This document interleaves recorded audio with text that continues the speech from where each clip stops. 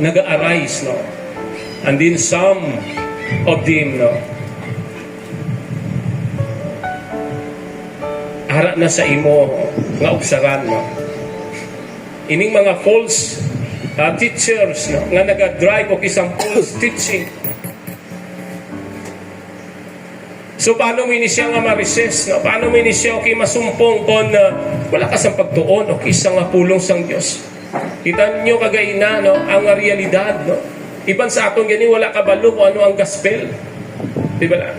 Iban sa aton ni hindi ka point o isang specific o kung ano ang gospel, no. Wala okay na master okay ang 1 Corinthians 15 verse 1 to 3. Amo na ang kamaturan. Granting ambi, no. Ginatubang mo na okay ang mga false teacher. Tapos lang ka okay nga i-convince. No?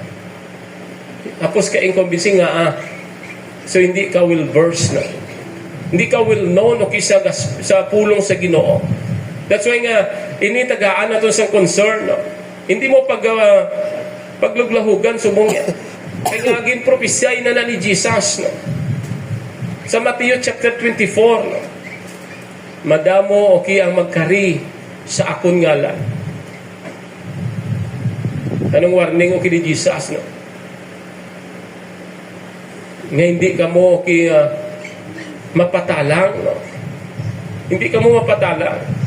So paano ka hindi mapatalang kung wala ka man gani kabalo okay sang iyang mga kamaturan.